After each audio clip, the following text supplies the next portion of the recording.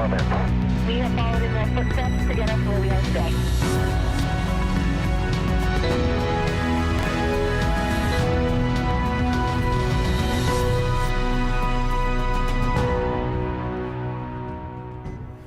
You are looking live at Space Launch Complex 40, where a SpaceX Dragon and Falcon 9 rocket are poised to lift Crew-12 on a mission to the International Space Station. NASA astronauts Jessica Meir and Jack Hathaway, European Space Agency astronaut Sophie Adano, and Roscosmos cosmonaut Andrei Fedyaev will venture to the International Space Station for a long-duration mission aboard the orbiting laboratory. Good morning and welcome to NASA's Kennedy Space Center in Florida. I'm Steve Seisloff with NASA Communications, and joining us for this morning's pre-launch news conference are Steve Stitch, Program Manager for NASA's Commercial Crew Program, Dina Cantella, Deputy Manager of NASA's International Space Station Program, Andreas Mogensen, Human Exploration Group Leader for the European Space Agency, and joining us remotely is William Gerstenmaier, Vice President for Build and Flight Reliability with SpaceX. Crew-12 is scheduled to lift off no earlier than February 12th. That is an adjustment after an earlier weather scrub called today due to poor conditions in the ascent corridor. We're going to talk about that more in just a little bit. For those joining on the line, press star 1 to join the question queue. We will be taking questions from here in the room and from call-in. And we will start with Steve Stitch. Steve? Yeah, thanks, Steve, and thank you for your interest in Commercial Crew and ISS program and human spaceflight. Had the opportunity to be out at the launch countdown clock there at the 39A press site this morning, and it was great to be out there with our team. We always have a little ceremony where we raise the flag for the mission, and I looked over at pad 39B, and it's awesome to see the Artemis vehicle out at the pad, and then you look over at pad 40, and we see Falcon 9 with Dragon for our Crew-12. And so it's really an exciting time to have two different space launch systems set up to launch crews into space. We are really looking forward to Crew-12 when we get the right weather to launch Jessica, Jack, Sophie, and Andre into space. As Steve said, today we adjusted our launch date to no later than February the 12th, 5:30 a.m. Eastern launch time.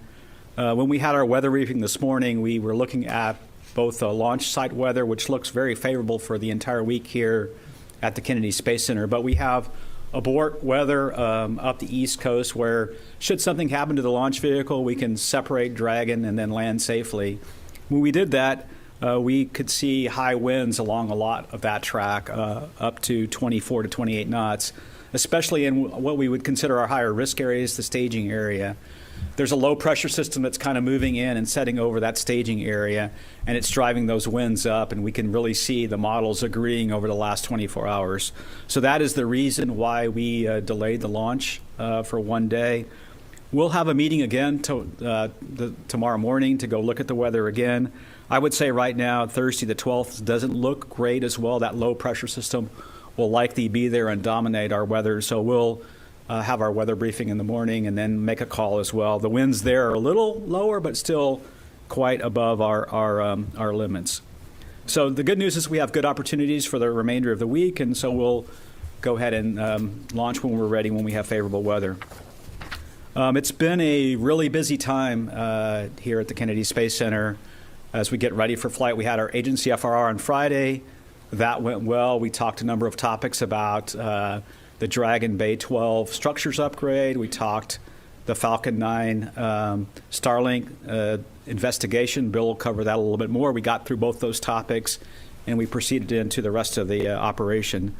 Vehicle rolled out and got out to the pad. We had a good static fire completed early Sunday morning, full duration static fire, and the engines look good. We've gone through all the data. We don't really see anything off nominal. Bill will talk about one check valve on the transfer tube that we replaced, but we adjusted the time of static fire a little bit.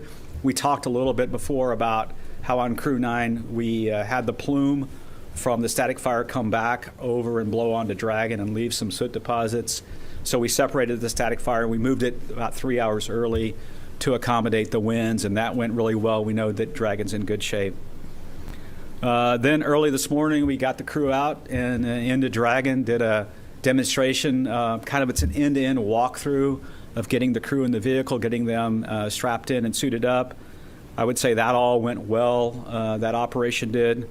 We did have one ground server issue with comm back and forth between the ground team and Dragon, and that was resolved by swapping to a backup server on the ground. We'll go troubleshoot the primary server, but we had a little bit of a comm issue.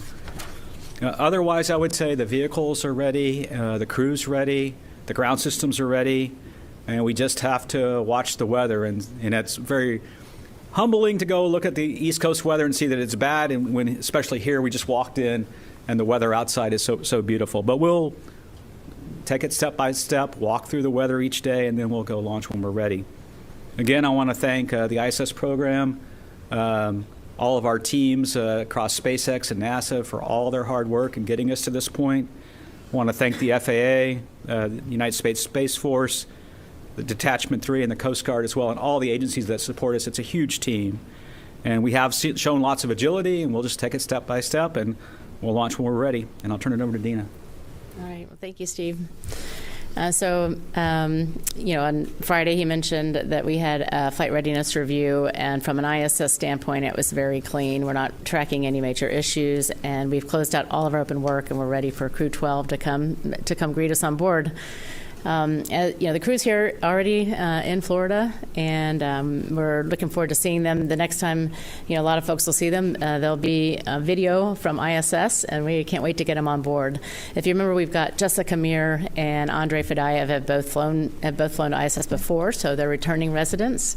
And then we have two new flyers. We've got Jack Hathaway and Sophie Adeno. We're looking forward to having them on board as well. So, on ISS, we're not working any major problems, as I mentioned, and so there's really not an urgent need to get Crew-12 up there. We're looking forward to some extra helping hands, but we'll launch when we're ready. Nothing urgent that's pressing on us right now. Chris, Sergey, and Sergey on board ISS, they're doing great. They're in great spirits. And Chris on the U.S. Operating segment has been focused a lot on research and packing. We're trying to close out the SpaceX 33 cargo vehicle after sometime in the end of February, after the Crew-12 guys get there. And, the Crew-12 guys, when they get up there, they've got some great experiments. I thought I'd highlight a couple of them. One of the experiments they'll be working on has to do with plant micronutrients. And you can imagine you'd want to recycle the inedible parts of different plants and use those nutrients in the place of fertilizer, for example, to reduce your amount of fertilizer. And so we're looking at those types of nutrients for enhancing and evolving food production for eventual exploration missions. We are also working with a major pharmaceutical company on a protein crystal growth experiment for drug treatments, and we're looking at the bacteria that causes pneumonia and how that can affect heart tissue. And this is important because some patients in hospitals with pneumonia eventually develop heart disease. And so we'd like to, if we can, benefit life on Earth by trying to study that. It's a different mechanism or a different behavior, I'd say, for those bacteria in microgravity. So maybe this will teach us some things that will help life on Earth. So those are a few of the experiments while they're up there. Also, they're going to see a lot of dynamic events to go through some. I mentioned SpaceX 33 undock at the end of February. We're looking at early March for HTV X1 robotic release. So we unberth it. We'll present it to a port for a docking demonstration. It's not actually docking, but just a sensor demonstration. And then we'll release it. Again, all that's in early March. Sometime in mid-March, we are planning to release also robotically the Northrop Grumman 23 Cygnus vehicle. And the Russians are still continuing to target the mid to late March timeframe for their launch of their Progress, and no changes to that schedule from my last briefing. And the list goes on, but Northrop Grumman 24 comes up in early April. So I had mentioned a couple of spacewalks, and those had moved from the January timeframe because of the early Crew-11 return. We're looking at a good time frame for those. Maybe we have an opportunity in mid-March and early April for those, but we're continuing to refine that assessment. And then the launch and dock of this crew and that timing will help us understand how much crew time we have to prepare for those and if that timing works. So, really wanted to thank the whole team for the early Crew-11 return and then acceleration of this particular launch. Everybody's done a great job. As Steve has mentioned everyone, but I would like to thank the Commercial Crew Program, our international partnership, the SpaceX team, the other government agencies, our engineering and operations teams. A fantastic job all around. As I said, we are ready to go and ready to welcome Crew-12 on board and looking forward to a great mission. So with that, I'm going to hand it over to Andy. Well, thank you, and good morning. We at the European Space Agency are excited to be part of Crew-12. On a personal note, I'm excited, but also a little bit jealous of Andrei Fadayev. I met him on the ISS as we handed over from Crew-6 to Crew-7. And I'd love to be in his seat, of course, but the next best thing is being here today supporting my ESA colleague, Sophie Adenauer, on her first mission to the ISS. Sophie is part of our new class of astronauts that we selected in 2022. She is the first from that class to fly to the ISS, so we are really excited to see our new generation of astronauts getting their first experience in space. In 2022, when Sophie was selected, we had more than 22,500 applicants from all over Europe, so it really shows the level of interest and fascination among young Europeans as well for what we do in space. And as I think has already been alluded to this morning, this is really an exciting time. We have Artemis 2 out on the pad as well. And I think if I'm going to highlight a couple things that Sophie will be working on during her mission, the ISS is really an incredible testbed for preparing for the future, and some of the things that she will be working on will be helping us prepare for future flights. Just to name a couple things, the European Enhanced Exploration Device is a new exercise device that Sophie will be among the first to use on the ISS. The ISS affords us an incredible amount of space for exercise. We have 3 different devices, but in the future we will likely be much more limited in size. And so this new E4D device is a combination of a rowing machine, bicycle machine, and a strength exercising device. And hopefully it'll give us new information about how to do countermeasures in space using new types of devices that are much more compact and smaller in size. Sophie will also continue the use of the European Everywhere application, which is a health monitoring tool, among other things, first flown by Thomas Pesquet.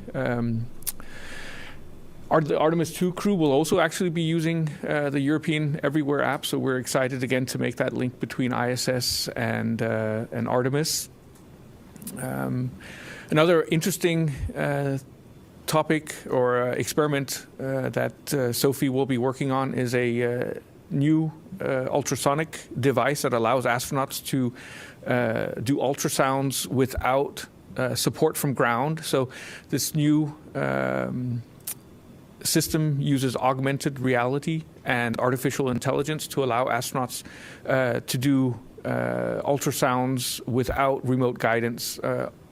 Today on the ISS, whenever we do ultrasounds, we have remote guiders helping us. That's going to be much more difficult as we travel further into space. So again, a fantastic opportunity to use the ISS for development of future technologies. So we're really looking forward to Crew-12 and Sophie's mission on the International Space Station. This is, as always, a huge effort from everyone at the European Space Agency, and we're very proud to be part of Crew-12 and to work with NASA again. So thank you, and with those words, I'll hand over to William Gerstenmaier in Hawthorne. Thanks, Andreas. It's my pleasure to be with you here today and get a chance to talk about Crew-12. Human spaceflight is really special for us here at SpaceX. We go above and beyond to make sure everything is ready. We're ready to support the crews. It's really a different flight for us, and we spend an extra time making sure things are really ready to go, and we're really ready to go do the mission. As Steve talked about, we completed a static fire. The rocket is ready to go, is ready to fly. We found one check valve that was a little sluggish and held back a little bit of pressure. It's on a transfer tube seal.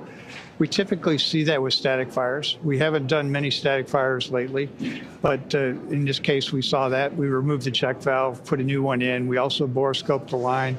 We saw a little bit of moisture in the line. That's probably indicative of what caused the problem. There's likely some ice formation that may have caused a slight pressure rise. But again, that's part of the diligence we go through to make sure everything is absolutely ready to go fly. Everything else looked really good on the rocket. This morning, we went through a dry dress with the crew to make sure they're comfortable, and our operators here in Hawthorne are ready to interact with the crew and get the capsule closed out, get the hatch closed, go through those activities. This is only our second launch from Pad 40 with crews, so this is a chance for us to make sure things were really ready. And that activity went extremely smooth this morning. The dry dress was very good. We're ready to go once the weather gets ready to go. As Steve talked about, we had a problem last week on Monday with a Starlink G1732 flight. It was during the third burn of the MVAC engine. It's a deorbit burn. During that burn, we were changing the chill profile to go look at a new way of essentially chilling in the engine. And it turns out through that process, we created a condition that essentially starved the GG of proper oxygen and essentially caused a problem with the engine during the deorbit burn. I really want to stress that what occurred on Starlink is unique to Starlink. We don't do 3 burns with crew missions. The first burn of the crew mission is always the same. It's fully chilled in, fully ready to go fly through in a gravity environment where there's no microgravity conditions. It's a really solid burn that occurs, and we've done that the same way for every crew mission. The second burn of the crew flights is also very standard. We didn't have to change anything. Based on what we learned from the Starlink mission, it's the same profile we use. We stay with the standard chill profile, et cetera. So again, I think we're continuing to learn. We're still continuing to kind of push the envelope to see how our hardware and systems operate. And ultimately, by pushing kind of the envelope and seeing the corners, we understand where our hardware works, where it doesn't work well. So then when it comes time to fly crew, we can go back more to the center of the envelope. We can get that high reliability that's demanded by a crew mission. So that's what occurred on a couple of weeks ago on Monday, or a week ago on Monday. Again, a tremendous amount of effort was done to make sure we really understood the problem. There was no crossover to crew. We went through a full investigation, developed a full fault tree, had the FAA, NASA, the Space Force were all involved with us in the investigation, and we're truly ready to fly, and there's no crossover at all to the crew flight that's coming up. You also may have noticed, if you look over at 39A, that the crew arm is coming down. We're going to do some maintenance on some bearings on the crew arm. I think the general plan is we'll keep the crew arm on the ground after we do those repairs, but we'll be ready to put the crew arm back up again if we need to go back and launch crew from pad 39A. So again, you'll see that. It doesn't say we're backing away from 39A for crew flights. We'll just have it in reserve when it's needed, and we need to do this repair of the bearings on the arm. Another interesting thing is this will be the first landing at landing zone 40. So we still have landing zone 2 available to us if we need, but we're going to now land the first stage of the Falcon rocket right next to the launch pad, and that makes for easier processing for us and moves us forward, and then keeps kind of launch and landing in the same general area. So again, I think overall we're ready to go. We treat human space flight very differently than we do any other flight. We work extremely hard with all our partners, with all the team members, to really make sure we're really ready to go fly. There's no higher calling than there is to fly crew. You know, I often say that, you know, especially with the Super Bowl and the Olympics, you think about athletics and sports. Human spaceflight is the ultimate team sport. You have to be 100% transparent about what you know, what you don't know. Share with your teammates, share with the crew, share with everyone, and make sure we're really ready to go fly. And it's an honor to be part of this team. It's an honor to represent SpaceX, and it's an honor to be with you all today. And we'll look forward to your questions when they come. Back to you, Steve. Thank you. Thank you, everyone. We're going to start our questions here in the room. If you have called in, *1 will get you in the queue to ask a question if you wish, and *2 will let you drop out of the queue. And we will start here in the room, and we're going to start with Will Robinson-Smith from Spaceflight Now. Hi, thanks so much, Will Robinson-Smith with Spaceflight Now. Thank you for taking the time to talk with us today. Quick one to Bill Gerstenmaier and then to Andy Mogensen.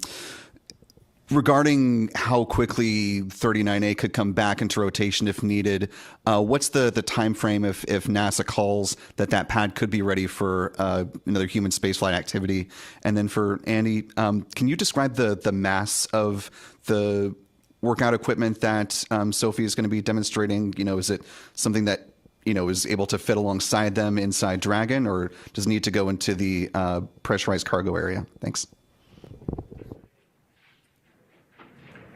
In terms of 39A readiness, we'll be ready to support from 39A as soon as we can get the rocket ready to go fly and get the call up in place.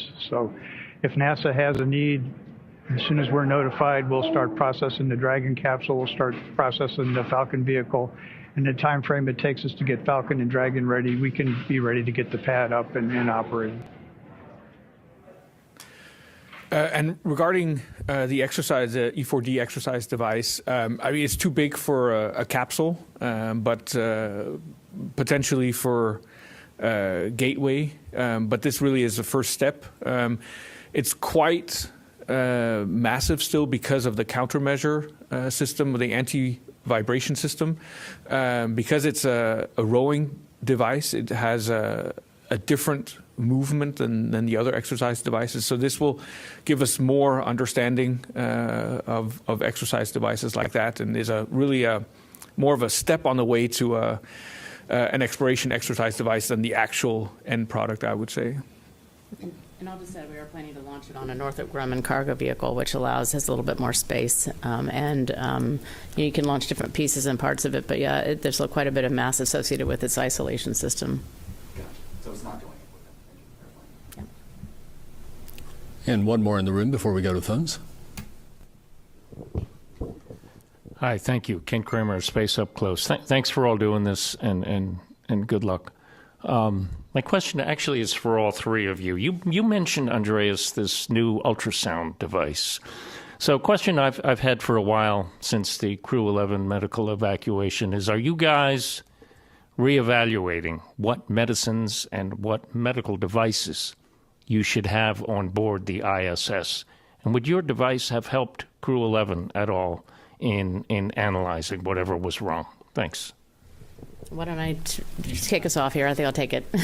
But I'll just say, we are continually looking at the various risks on board. What are the risks medically for our crew members?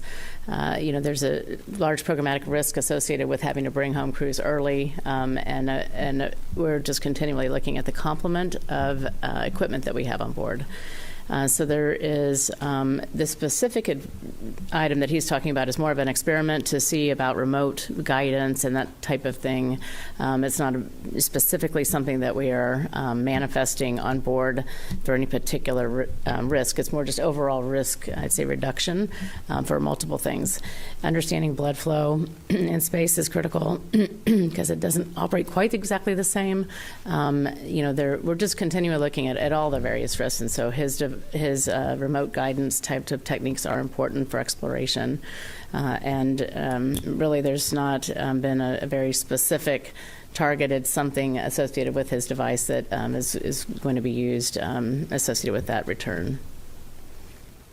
And I would just say I watch the ISS program operate all the time, and they're trying to all the time look at the risk of the human body in space. If you just think about the population on Earth, everybody in this room has a little different blood physiology. Everybody has a little bit different metabolism. Everybody's different, and drugs work differently on all of us here. And so if you think about what we're doing right now in ISS, flying more and more people, you get a wider population of how people behave in microgravity for these long-duration flights. We tend to try to fly more and more diagnostic capability to augment what we have here on the ground. Here we have wonderful medical capability, but again, for Mars someday, we're going to need these long-duration flights where people are in microgravity for over a year. And so ISS is really a pathfinder for that. Is there any specific medication or device you can point to that you would like to have up there? Well, there's an entire hospital's worth of equipment. Frankly, really, there is. But practically speaking, like I said, we are looking at all kinds of things to upgrade our medical complement. But there's a lot of things that are just not practical, and so that's when you need to bring astronauts home from space. If you think you need something that you can imagine, there's a lot of devices in a hospital setting that are available that are just not practical to send up on board ISS. So there's not really one specific thing I'd say that I'd like to claim here, but we're continually trying to see what we can do to downscale equipment and manifest it on board just for risk mitigation purposes. Thank you. We're going to go to the phones. Irene Klotz from Aviation Week. Good morning. Do you hear me all right? We have you. Thank you. I have two questions. First, for Dina, do you have an update on the status of the repairs to the launch pad at Baikonur following the damage from after the MS-28 launch? And probably for Steve, are there any schedule issues that might need to be deconflicted with Crew-12 launch and ongoing work on Artemis for the wet dress? Thanks. All right. So relative to the Baikonur Cosmodrome launch pad for Progress and Soyuz, of course, that repairs under the guidance of Roscosmos, and so I don't have any more details to share. I'll say that they are still targeting March 22nd. We've not heard of any schedule changes associated with that.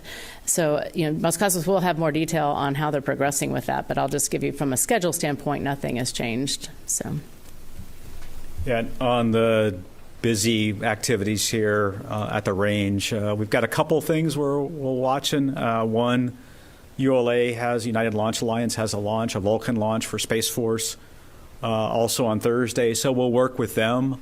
If the weather doesn't look good for us, we'll give them an opportunity to go fly their mission and accomplish their mission as well. And then we're watching and talking to Artemis every single day. We did that, as you heard, prior to their wet dress rehearsal. We'll watch what they're doing. Right now, we don't see conflicts this week, but we continue to talk to them all the time. They've made progress at changing out a few seals, and they're doing some testing on those seals, and we'll make sure that we have an integrated operation where we can go fly. And Crew-12, since we have a vehicle at the pad that's ready to go, and Dragon field with hypergulls, and then we'll work them in as well when they're ready to go do their wet dress. Thank you. And our next question comes from Stephen Clark at Ars Technica. Go ahead, Stephen. Hi, Stephen Clark from Ars Technica. Thanks for taking my question. I think my question is probably for Steve or Dina about the upcoming Starliner cargo mission. Is that still expected to launch, I think, in the April timeframe? At one point it was expected to fly in that timeframe. Is it still expected in that timeframe? And also, where things stand right now in the investigation of what happened on the crew test flight, and what kind of information or data do you hope to learn from this upcoming flight to be able to certify? Thanks. I'll start and see if Dina has anything to add. So right now we're continuing to have a no earlier than April launch date, but we're really driven by closing out all the technical work we need to do ahead of that flight.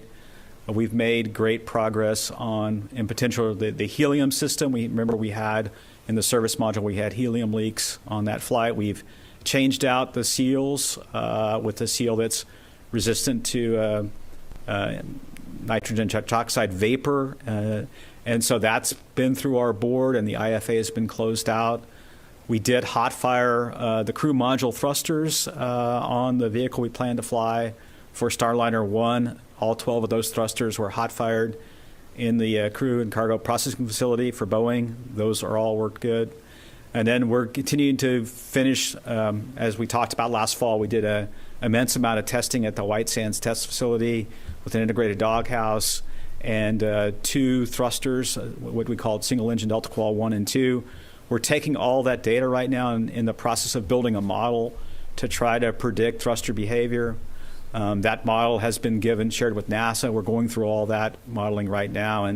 And so when we get through that and get to a point where we're comfortable in predicting thruster performance, then we'll go move forward and look toward a launch date. But again, we have a lot of data to go work through to get ready to go fly. And really the purpose of Starliner 1 is to validate the changes that we made. If you think about in the service module, we've made changes to draw heat away from each individual reaction control system thruster.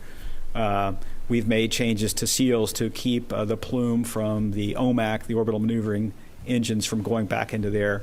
We have instrumentation in the doghouses to measure temperature throughout each of the doghouses. And so we've done a number of changes.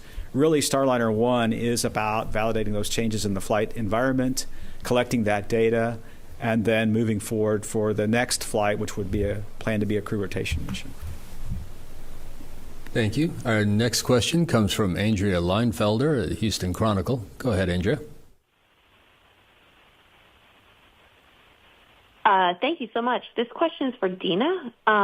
During the Crew-12 news conference, Jessica Meir mentioned that the space station crew will talk to the Artemis II crew. I'm curious, why are they going to be talking, and what will they discuss? Thank you. You can imagine they're probably talking about their various views that each of them is seeing. Their Earth views probably look a lot different from the Artemis II viewpoint and ISS viewpoint. So we'll see, their mission overlap and how that conversation takes place. But I'm sure that as good friends, they're also probably going to just be excited to talk to each other from different parts of the cosmos.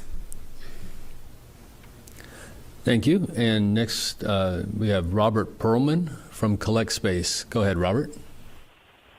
Hi, thank you. Robert Perlman with CollectSpaceAndSpace.com.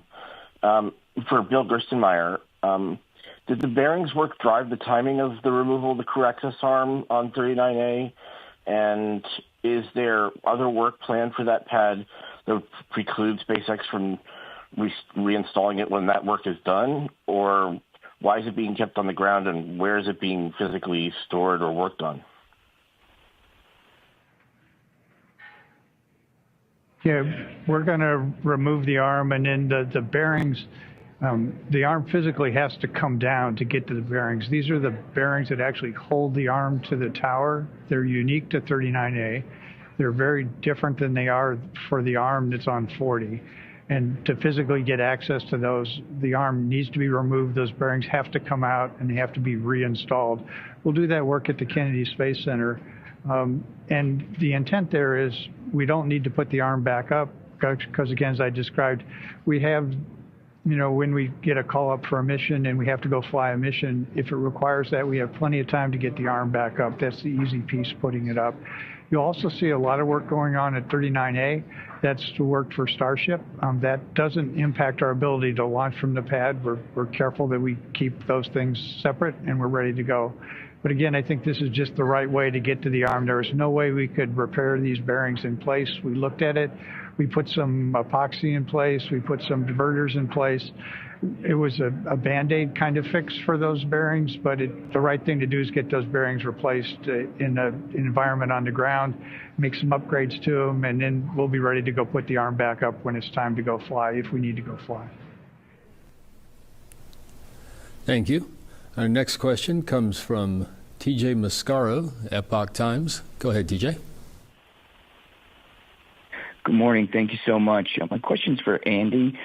With the increased launch traffic we're starting to see here in Florida, and with the increased interest you're seeing with people wanting to be ESA astronauts, I was wondering if the the ESA will ever develop and start flying its own crewed capsule and crewed missions. So just, if I understood the question right, the question is, will ESA develop a crew capsule? Was that the question? Yes. Yes. Yeah, well, that's a good question, but it's something that we are certainly looking at, and if everything goes according to plan, it's a potential thing that we might bring to our member states. So the European Space Agency consists of 23 European member states, and they are the ones that actually set European space policy. And it happens every 3 years at our ministerial conference. The last one was in November last year. And so the next one is in November 2028. And this is potentially one of the topics that we would bring up to discuss with our member states. But it's still a ways off in the future. But certainly it's something that we are discussing. Thank you. Our next question is going to come in from Jeff Faust from Space News. Go ahead, Jeff. Hey, good morning. A couple of follow-ups for Steve from some earlier questions. One, if the weather improves for Thursday, does Crew-12 have priority on the range over the ULA Vulcan launch, or is there a way to squeeze both of them in, given I think they're pretty close together in terms of the time of the morning they're scheduled to launch? And then for Starliner, what point do you have to make a decision on what vehicle flies the next crew rotation mission after Crew-12? How late could you fly Starliner 1 and still have enough time to look at the data from that flight to decide it's available for that next crewed mission to the station towards the end of the year? Thanks. Yeah, to address the first question, right now we Crew-12 has priority on the range over the Vulcan launch, and that's what we want to do today a little bit, is look at the weather, talk to them, see their readiness, and if the weather's not looking very favorable, we would potentially give up the 12th for them to allow them to go fly. So the way the range scheduling works, we had the 11th and the 12th as our two prime dates, and so we have priority right now. But the way we work across all the users of the range, we do this sort of thing all the time. And SpaceX does as well with their flights. We try to optimize the schedule so everybody gets to go fly. In terms of the next crew rotation mission, we have not decided yet. In the fall, it could be either a Crew-13 mission or Starliner 2. We'll want to work through and get through Starliner 1 into the summer time frame and then see where we're at before. So we have some time to decide. We have crews in training for both missions, and we will have a little bit more time to decide into the summer. So, thank you. We're going to come back in the room, and Will. Hi, thanks for allowing another question. Question to Bill Gerstenmaier and to Dina as well. One of the experiments that Jessica Meir mentioned that's going to be conducted is demonstration of landing on the moon, and she was specific to mention that this is vehicle agnostic, that it's not directly related to either Starship or Blue Moon. But I wonder to Bill, what learnings is SpaceX taking away from work like this, and to Dina, are there future experiments planned on station that will directly feed into the Artemis landing profile specifically? Thanks.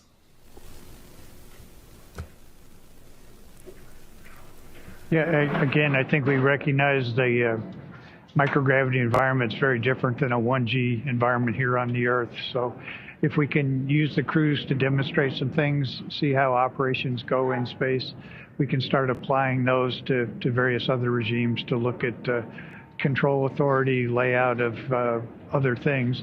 We're also going to be building for Starship essentially one gravity lunar lander mock-up, which will be high fidelity, and crews will get a chance to experiment and use that as part of the HLS program. So that's a pretty exciting thing that's coming up. But again, I think we want to take advantage of all these flights, take advantage of Space Station, learn everything we can as we continue to keep moving, human presence further into the solar system. As Andreas talked about, what we can do today in low Earth orbit, where we have pretty rapid communication back and forth, is very different than what we're going to do when we go longer distances away from the Earth. So what we can learn off of Space Station and how we can advance and get prepared for the future is tremendously important. So I think this is a good example of one of the things that we'll get to do on station that will definitely carry forward to future programs.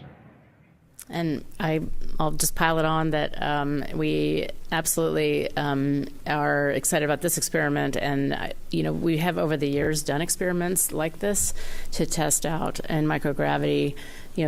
Is your reaction time the same? Are you able to do exactly the same thing that you do on Earth? What parts of training might be different, or anything that we would do differently after microgravity environment to go and then land a spacecraft? So we've done these, like I said, some variations of them, and learning each time some new things.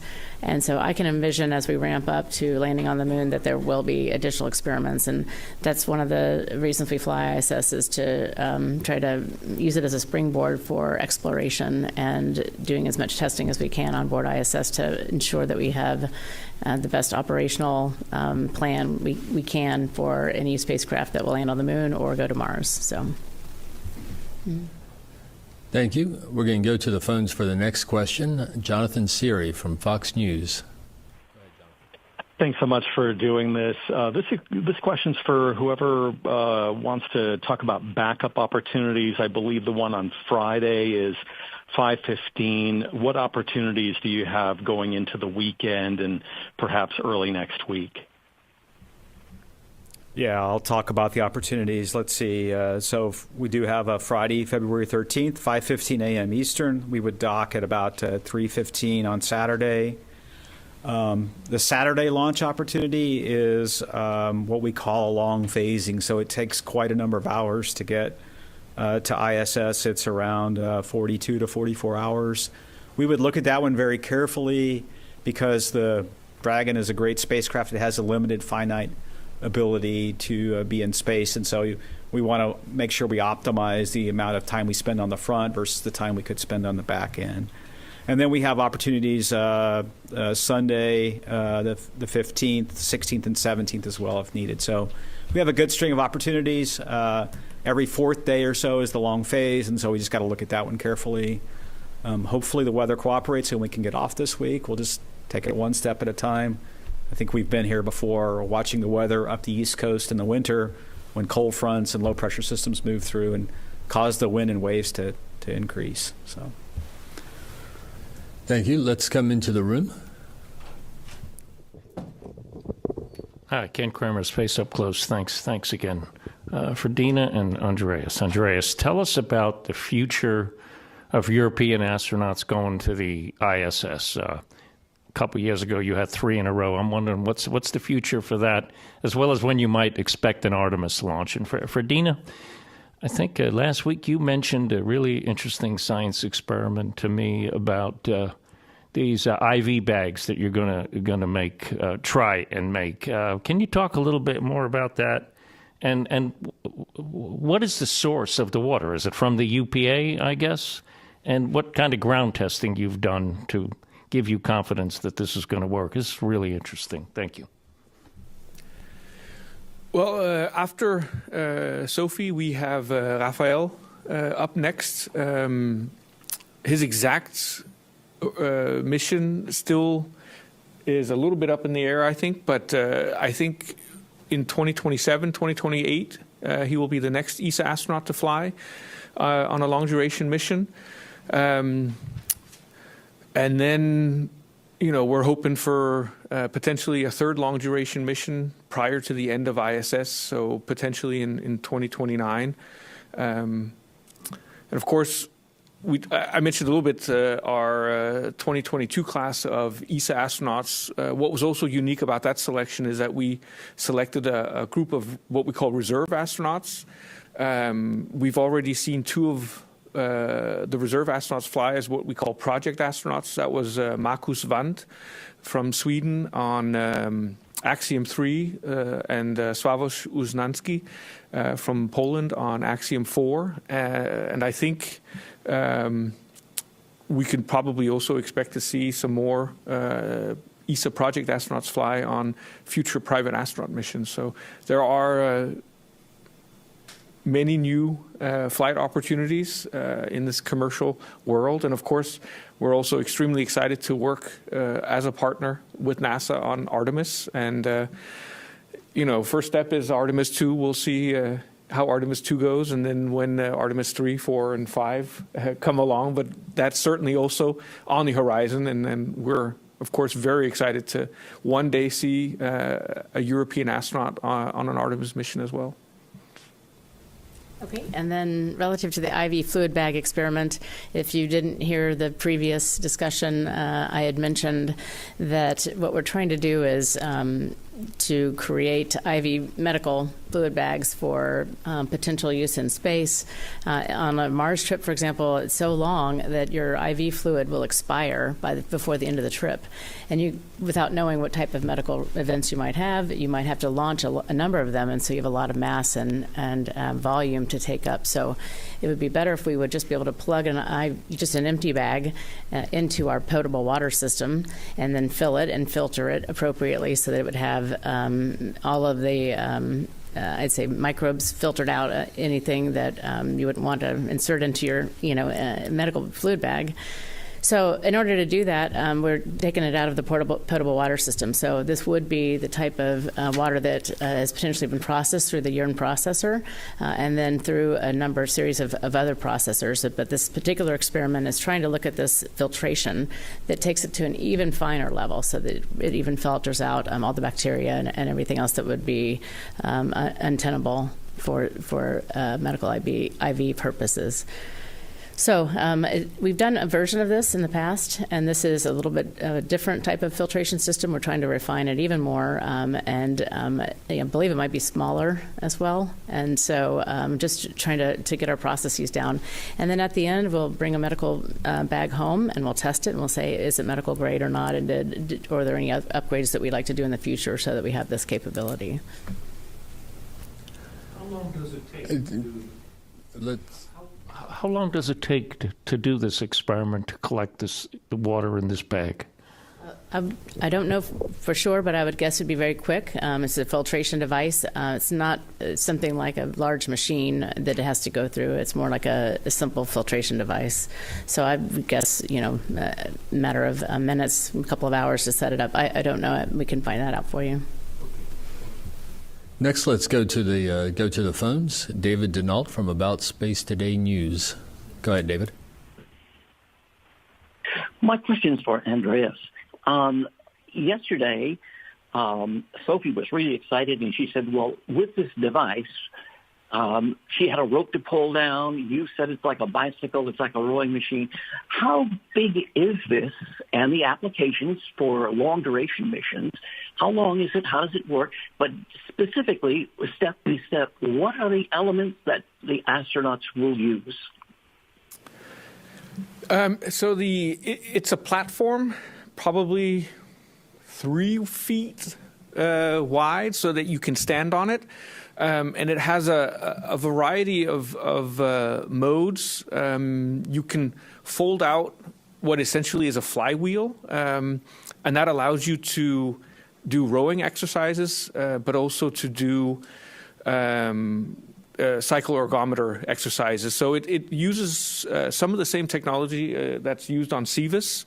And then what's ingenious is that on the platform itself are various places where you can hook in bars, ropes, other things so that you can do squats, you can do bench press, overhead press, curls, even a rope pulling exercise. So it's very, very versatile, and it will be very interesting to see it performing in space.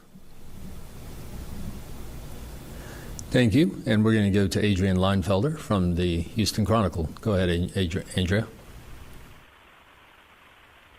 the follow-up question. Dina, I just wanted to ask this again.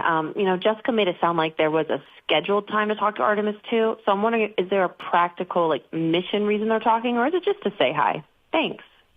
There's no practical mission reason why that's necessary, but I do think as Steve highlighted, this is a very unique, unusual time in human spaceflight where we have human beings orbiting the Earth, and then we'll also have them orbiting the Moon concurrently.